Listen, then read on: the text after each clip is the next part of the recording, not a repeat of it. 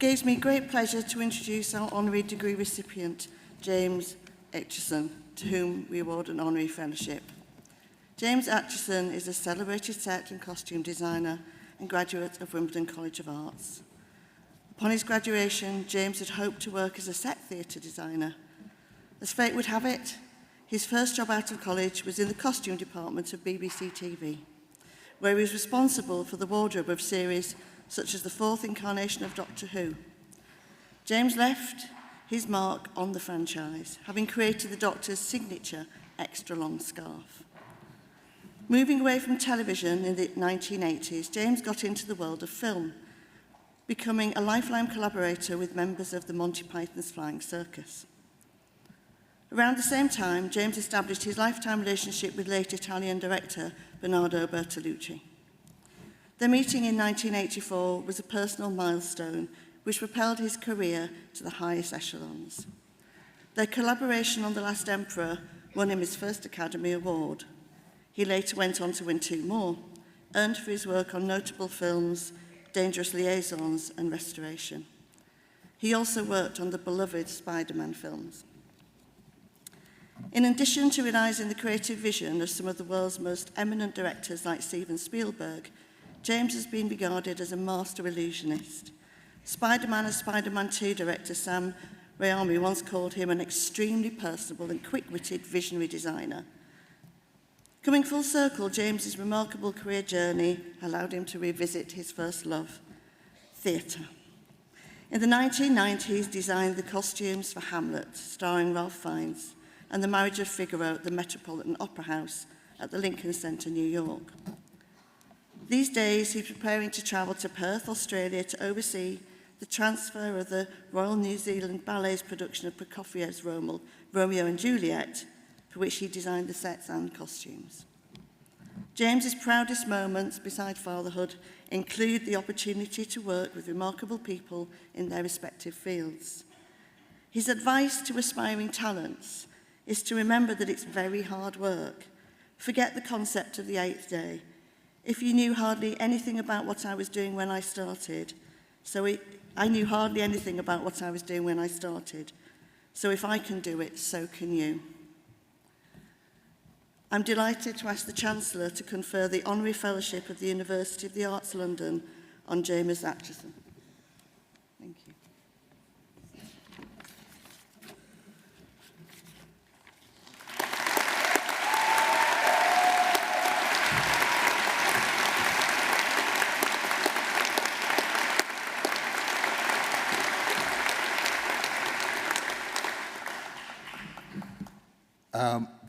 Well, first of all, thank you, Chancellor Clive Murray and Vice-Chancellor James Purnell, and the Dean of Wimbledon College of Art, Jane Knowles, for my honorary fellowship and for the opportunity to talk to you here this morning. I'd like to join the others in congratulating you, the graduates of 2024. Many congratulations, and also to the parents and families and friends. You must be justly proud today. So I guess the first question is, what are you going to do now? And the answer should be anything and everything, and I'm afraid it's going to be a bit messy. But embrace the mess, and it's probably going to be complicated, but enjoy the complications. And it will probably be nothing like you thought it was going to be like, but surprises are good for us.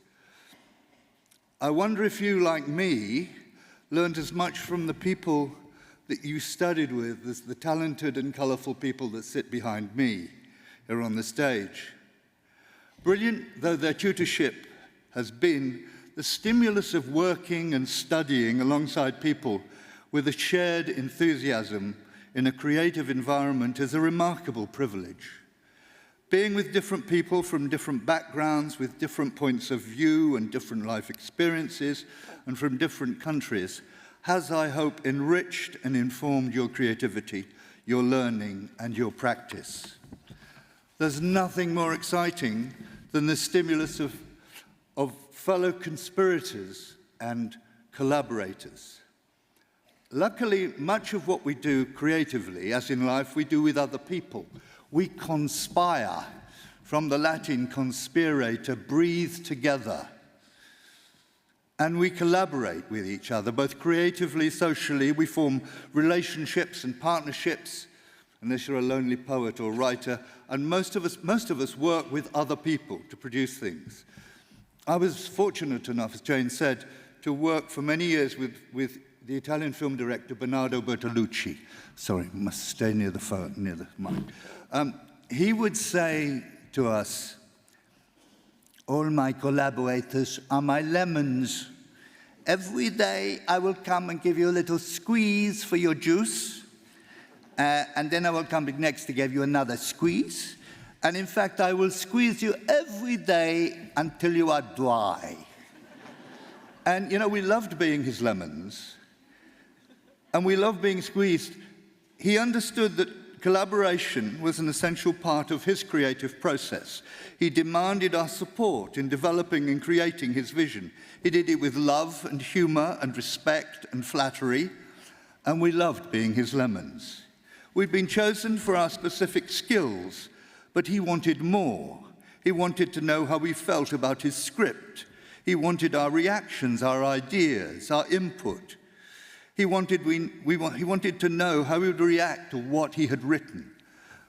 We became his lemons, but we also became his mirror and his sounding board. He invited us to join him on the journey of creation. And we would then go back to the many and various departments that make up a film crew and try and emulate these seductive skills with our own colleagues. So as you go forward and develop your own creative and collaborative skills, do not forget to polish your social skills. Attitude is hugely important. Learn how to listen, stay curious, develop your ability to express your ideas clearly and decisively, and allow others to do the same. Be brave and open, and above all, hone your sense of humor, because laughter is the shortest distance between two people.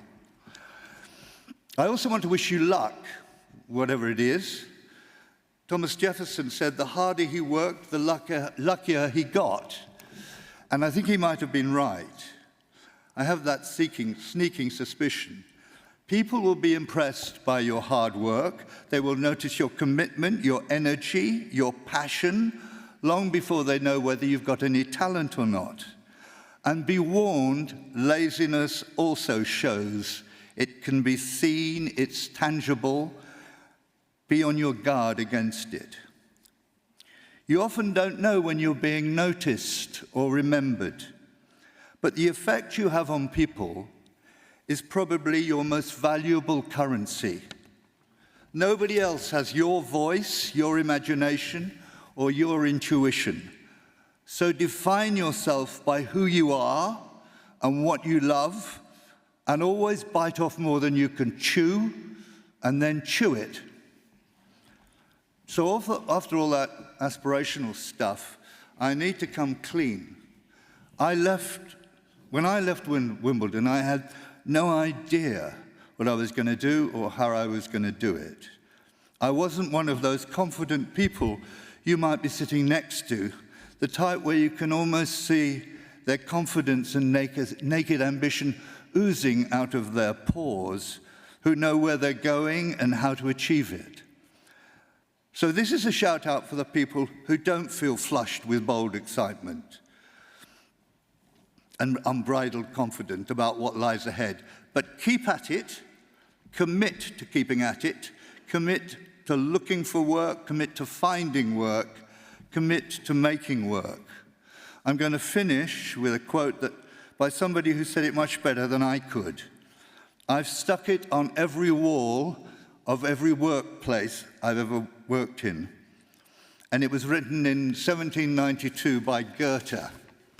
And he wrote, "Until one is committed, there is hesitancy, the chance to draw back.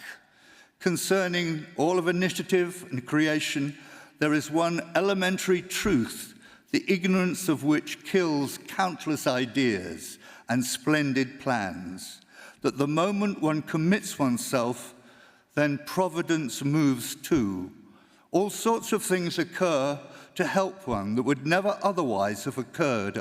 A whole stream of events issue from the decision raising in one's favor all manner of unforeseen incidents and meetings and material assistance which no man could have dreamed would have come his way.